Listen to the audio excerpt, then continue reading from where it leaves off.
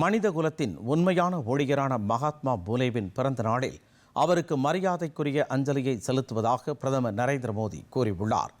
இது தொடர்பாக அவர் விடுத்துள்ள சமூக ஊடக பதிவில், சமூகத்தின் சுரண்டப்பட்ட மற்றும் ஒடுக்கப்பட்ட பிரிவினரின் நலனுக்காக அவர் தனது வாழ்க்கையை அர்ப்பணித்ததாக கூறியுள்ளார்.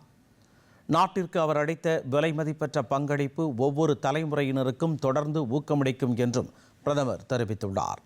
மத்திய அமைச்சர் எல் முருகன் வெளியிட்டுள்ள பதிவில், சிறந்த சமூக சீர்திருத்தவாதி மகாத்மா ஜோதிபா பூலேவின் பிறந்த நாளில் அவருக்கு பணிவான அஞ்சலி செலுத்துகிறோம் என்று கூறியுள்ளார்.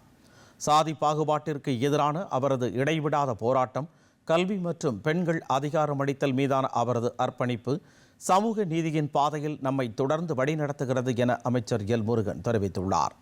அவரால் கற்பனை செய்யப்பட்டபடி அனைவரையும் உள்ளடக்கிய மற்றும் நீதியான சமூகத்தை உருவாக்க பாடுபடுவோம் என்றும் அமைச்சர் எல் முருகன் தனது பதிவில் குறிப்பிட்டுள்ளார். மகாத்மா ஜோதிபா கோவிந்த ராவ் பூலே இந்திய விடுதலை போராட்ட காலத்தில் வாழ்ந்த ஒரு சமூக சீர்திருத்தவாதி ஆவார். சமூக அவலங்களுக்கு எதிராக குரல் கொடுத்த பூலே அவற்றை களையும் முயற்சிகளிலும் இறங்கினார். ஒடுக்கப்பட்டோர் மற்றும் பெண்களுக்கென்று பள்ளிகளையும் பூலே நடத்தியுள்ளார்.